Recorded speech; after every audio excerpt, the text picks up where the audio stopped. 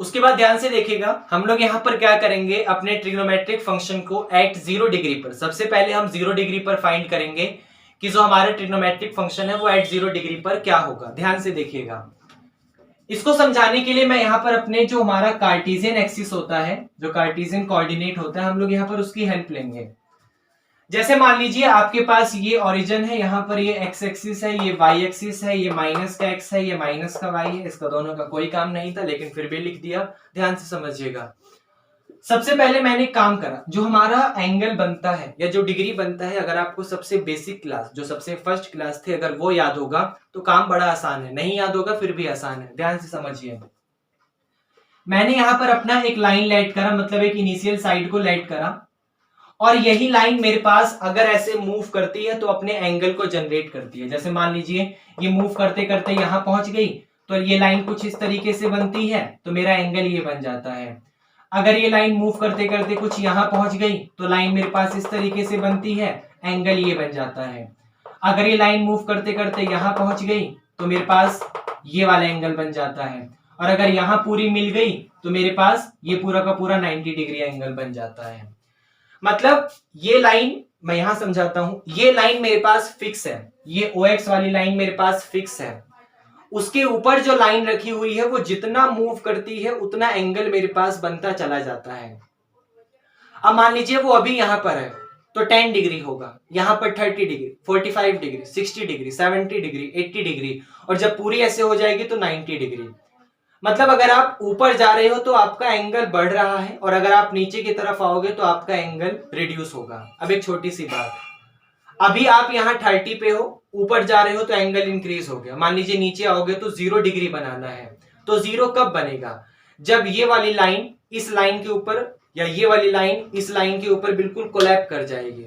जब बिल्कुल कोलैप हो जाएगी तभी आपके पास 0 डिग्री का एंगल बनेगा। मतलब एक लाइन तो यहां पर ऑलरेडी थी ही, जो ये एंगल वाली लाइन है वो ऊपर की तरफ ना जाकर सेम टू सेम इसके पास ही रह जाएगी, तभी आपके पास 0 डिग्री का एंगल बनेगा। ये आपको समझ आया। अब एक छोटी सी बात समझो, अगर मान लिया मैंने, मेरे पास जो लाइन थी वो यहां पर जाती है, तो फिर मैं यहां से एक परपेंडिकुलर डालता हूं, तो ये परपेंडिकुलर, ये बेस, ये हाइपोटेनियस। अगर लाइन यहां पर पहुंच जाती तो ये परपेंडिकुलर डालता, ये हाइपोटेनियस, ये बेस। अगर लाइन यहां पर पहुंच जाती तो ये परपेंडिकुलर, ये बेस, ये हाइपोटेनियस। लेकिन मेरे पास, समझिएगा ध्यान से, जब ये लाइन ऊपर की तरफ जा रही है तो मेरा जो परपेंडिकुलर की लेंथ है वो इंक्रीज हो रही है, और जब ये लाइन मेरे पास नीचे की तरफ आ रही है तो आप देख सकते हो पहले लेंथ बड़ी थी परपेंडिकुलर, अब और छोटी हो गई, अब और छोटी हो गई, कुछ समय बाद और छोटी, और यहां पर आके तो वो बिल्कुल ही खत्म हो जाएगी। मतलब जब मैंने इस लाइन को उठा के नीचे की तरफ लाया तो मेरी जो परपेंडिकुलर की लेंथ है वो यहां पर क्या हो गई, वो यहां पर 0 हो गई। मतलब एट 0 डिग्री वाले केस में मेरा जो परपेंडिकुलर का लेंथ है वो आपके पास 0 हो गया। अब एक बात और ध्यान से समझिएगा, अगर मैंने यहां पर ध्यान से देख, ये वाला मेरे पास बेस था, मैं यहां समझाता हूं, ये मेरे पास बेस था और ये मेरे पास लाइन ऊपर जा रही थी। मान लीजिए ये लाइन मेरे पास यहां पहुंच गई तो इस साइड को हाइपोटेनियस कहते हैं, वो अगर यहां पहुंच गई तो इसको हाइपोटेनियस कहते हैं।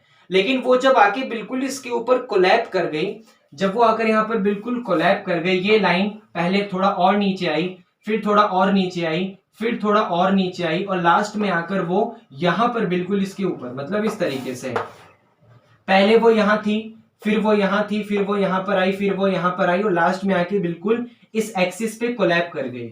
मतलब जितना मेरे पास बेस की लेंथ थी वही सेम टू सेम मेरे पास इस हाइपोटेनियस की लेंथ आ चुकी है। क्योंकि एंगल कब बनता है, जब आपके पास बेस की लेंथ तो वही फिक्स रहती है, लेकिन ये जो हाइपोटेनियस वाली लेंथ है वो ऐसे ऊपर की तरफ इंक्रीज होती चली जाती है। आप समझ रहे हो, तभी आपका एंगल या कोई भी थीटा डिग्री जो भी रिजल्ट है वो आपका बनता है। मतलब 0 डिग्री वाले केस में क्या हुआ, परपेंडिकुलर की लेंथ, जो ये वाली लेंथ है वो तो बची ही नहीं, ऊपर से जो बेस था और जो हाइपोटेनियस था वो बिल्कुल आपस में आके कोलैप कर गया। और कोलैप करने का मतलब यहां पर आपका बेस और हाइपोटेनियस सेम हो गया। मतलब जहां बेस आएगा वहां आप हाइपोटेनियस लिख सकते हो, या जहां हाइपोटेनियस आएगा वहां पे आप बेस लिख सकते हो। अब मान लीजिए मैं काम करता यहाँ पे साइन थीटा पे, मतलब साइन 0 डिग्री पे, तो साइन 0 का मतलब परपेंडिकुलर अपॉन हाइपोटेनियस। तो P आपका 0 है, हाइपोटेनियस से कोई फर्क नहीं पड़ेगा, वो चाहे कुछ भी लेंथ हो, आपके पास 0 तो है नहीं, तो 0 अपॉन h का मतलब 0। अगर आप cos 0 डिग्री पर काम करोगे तो cos 0 का मतलब बेस अपॉन हाइपोटेनियस। आप देख सकते हो बेस और हाइपोटेनियस दोनों आपस में इक्वल है, जिसकी वजह से ये कैंसिल होकर 1 आ जाएगा। अगर आप tan 0 डिग्री पर काम करोगे तो tan 0 डिग्री पर काम करोगे तो tan 0 का मतलब परपेंडिकुलर अपॉन बेस। परपेंडिकुलर आपके पास 0 है और बेस आपके पास कुछ भी हो, कोई फर्क नहीं पड़ेगा, फाइनल आंसर आपके पास 0 आ जाएगा।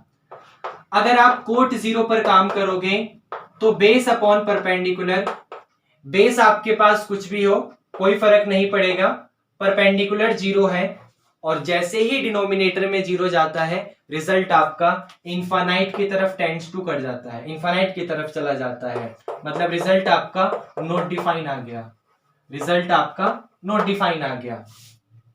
अगर आप सेक 0 डिग्री पर काम करोगे तो सेक 0 डिग्री का मतलब हाइपोटेनियस अपॉन में बेस। हाइपोटेनियस और बेस दोनों आपस में इक्वल हैं, जिसकी वजह से ये कैंसिल होगा, रिजल्ट 1 आ जाएगा। अगर आप कोसेक 0 डिग्री पर काम करोगे तो हाइपोटेनियस अपॉन परपेंडिकुलर, हाइपोटेनियस कुछ भी हो, कोई फर्क नहीं पड़ेगा, परपेंडिकुलर 0 है, डिनोमिनेटर में 0 आते ही पूरा रिजल्ट आपका इनफाइनाइट की तरफ चला जाएगा, या फिर आप उसको नॉट डिफाइन भी लिख सकते हो, नॉट डिफाइन भी लिख सकते हो। मतलब 0 डिग्री वाले केस में परपेंडिकुलर 0 हो जाता है और बेस और हाइपोटेनियस आपस में इक्वल हो जाता है, जिसकी वजह से sine 0 degree 0, cos 0 degree 1, tan 0 degree 0, cot 0 infinite not define, sec 0 1 और कोसेक 0 इनफाइनाइट नॉट डिफाइन। क्या ये आपको समझ आया? अब सेम ऐसे ही हम लोग यहाँ पर क्या करेंगे, अपने 90 डिग्री की वैल्यू को फाइंड करेंगे, तो ध्यान से समझिएगा। मान लीजिए आपके पास यहाँ पर ये एक इनिशियल लाइन है, ये आपके पास एक बेस लाइन है, और ये बेस लाइन क्या करती है, ध्यान से देखिएगा, ये लाइन आपके पास ऐसे ऊपर की तरफ जाती है तो आपके पास एंगल इंक्रीज होता चला जाता है। मतलब मान लीजिए ये लाइन मूव करते करते यहां पर पहुंची, आपने परपेंडिकुलर डाला, कोई ना कोई एंगल बन गया। ये लाइन मूव करते करते यहां पर पहुंची, परपेंडिकुलर डाला, कोई ना कोई एंगल बन गया, एंगल इंक्रीज हो गया, पहले कम था अब ज्यादा हो गया। यहां पर पहुंची, परपेंडिकुलर डाला, एंगल और इंक्रीज हो गया, और यहां पर पहुंची, परपेंडिकुलर डाला और इंक्रीज हो गया। लेकिन जब वो यहां पर पहुंचेगी, मतलब इस वाई एक्सिस पर कोलैप कर जाएगी, तो आपका पूरा का पूरा एंगल 90 डिग्री का हो जाएगा। मतलब ध्यान से समझिएगा, आपके पास ये बेस की लाइन यहां से उठ के पूरी की पूरी इधर चली गई, भाई बेस की लाइन पूरी की पूरी उठकर यहां चली गई, जो आपका बेस था वो पूरा का पूरा उठ के यहां पर आ गया। समझ रहे हो? इसका मतलब ध्यान से समझ, इसको बहुत ध्यान से समझिएगा। यहां पर ये परपेंडिकुलर था, ये हाइपोटेनियस था, परपेंडिकुलर छोटा, हाइपोटेनियस काफी बड़ा, परपेंडिकुलर और बड़ा हुआ, हाइपोटेनियस ये रहा, पर ये रहा परपेंडिकुलर, ये रहा हाइपोटेनियस, ये रहा परपेंडिकुलर, ये रहा हाइपोटेनियस। लेकिन जब ये लाइन पूरी की पूरी यहां पर जाकर मिल गई तो यही परपेंडिकुलर हो गया और यही हाइपोटेनियस हो गया। मतलब ऐसे अभी आपके पास ये, फिर यहां पर ये, फिर यहां पर ये, और लास्ट में आपके पास ये, मतलब ये परपेंडिकुलर, ये हाइपोटेनियस। ध्यान से देखिए, ये परपेंडिकुलर, ये हाइपोटेनियस, ये परपेंडिकुलर, ये हाइपोटेनियस। कुछ समय बाद आपके पास ये परपेंडिकुलर ऐसे ऊपर की तरफ चलता गया और यहां पर आके मिल गया, तो ये परपेंडिकुलर हो गया और ये वाली लाइन भी बिल्कुल इसमें ऐसे टच कर गई, जिसकी वजह से यही आपका हाइपोटेनियस हो गया। मतलब 90 डिग्री वाले केस में, एट 90 डिग्री वाले केस में परपेंडिकुलर और हाइपोटेनियस की लेंथ आपस में सेम होती है। और बेस को समझिए, जब ये लाइन पूरी की पूरी उठकर आपकी यहां चली गई, मतलब ऐसे, अभी आपका इस वाले में समझिए, अभी आपका एंगल कम है तो बेस की लेंथ बहुत, यहां समझाता हूं, अभी आपके पास एंगल कम है तो बेस की लेंथ काफी ज्यादा है, एंगल और बड़ा हुआ, बेस की लेंथ कम हो गई, एंगल और बड़ा हुआ, बेस की लेंथ और कम हो गई, एंगल और बड़ा हुआ, बेस की लेंथ और कम हो गई। जब एंगल पूरा का पूरा 90 डिग्री हो जाएगा तो वहां पर तो बेस आपका बचेगा ही नहीं। भाई जिस तरीके से आप अपने एंगल को बढ़ाते चले जा रहे हैं वैसे वैसे आपका बेस देखो, पहले यहाँ था, फिर यहाँ आ गया, फिर यहाँ पे, फिर यहाँ पे, यहाँ समझ सकते हो, पहले यहाँ इतना लेंथ था, फिर इतना बड़ा, फिर इतना बड़ा, फिर इतना, फिर इतना, मतलब बेस आपके पास बिल्कुल जीरो होता चला जा रहा है जैसे आप 90 डिग्री के पास जा रहे हो। मतलब एट करेक्ट 90 पर आपका जो बेस होगा वो यहाँ पर जीरो हो जाएगा। और अगर आपका बेस जीरो है तो बाकी सारे ट्रिग्नोमेट्रिक फंक्शन की वैल्यू आप बड़ी आसानी से फाइंड कर सकते हो, क्योंकि बेस पता है, परपेंडिकुलर हाइपोटेनियस आपस में इक्वल है, तो जो साइन 90 डिग्री होगा वो आपके पास परपेंडिकुलर अपॉन हाइपोटेनियस दोनों आपस में इक्वल है, कैंसिल होकर 1 दे देगा। जो कोस 90 होगा उसका मतलब base upon hypotenuse, base zero है, हाइपोटेनियस कुछ भी हो कोई फर्क नहीं पड़ेगा, जीरो आंसर।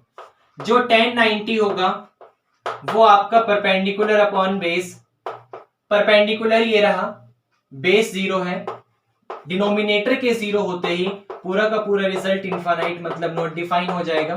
आप डिफाइन नहीं कर सकते, क्या आंसर आपको मिलेगा। कोट 90 पर बात करोगे तो बेस अपॉन में परपेंडिकुलर, बेस आपका जीरो है, परपेंडिकुलर कुछ भी हो, जीरो अपॉन पी आपका जीरो हो जाएगा। अगर आप सेक 90 पर बात करोगे तो सेक 90 का मतलब हाइपोटेनियस अपॉन में बेस, हाइपोटेनियस आपका कुछ भी हो, बेस जीरो है, जिसकी वजह से पूरा का पूरा रिजल्ट इनफाइनाइट मतलब नॉट डिफाइन की तरफ हो जाएगा। आप उसके आंसर को डिफाइन नहीं कर सकते कि क्या आंसर मिलेगा। और जो आपका कोसेक 90 है वो हाइपोटेनियस अपॉन परपेंडिकुलर, हाइपोटेनियस आपका कुछ भी हो, परपेंडिकुलर दोनों आपस में सेम है, कैंसिल होकर आपको रिजल्ट 1 दे देगा।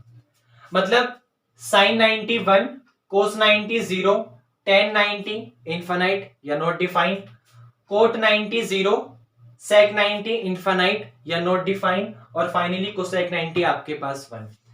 तो यहां पर अब हम लोगों ने क्या करा, अपने सारे ट्रिग्नोमेट्रिक फंक्शन की वैल्यू को एट 0 डिग्री पर, 30 डिग्री पर लास्ट क्लास में, 45 भी लास्ट क्लास में और 60 भी लास्ट क्लास में, और 90 पर यहां फाइंड कर लिया। अब इसी के बाद हम लोग यहाँ पर अपने टेबल को देखेंगे और फाइनली उसको समझेंगे।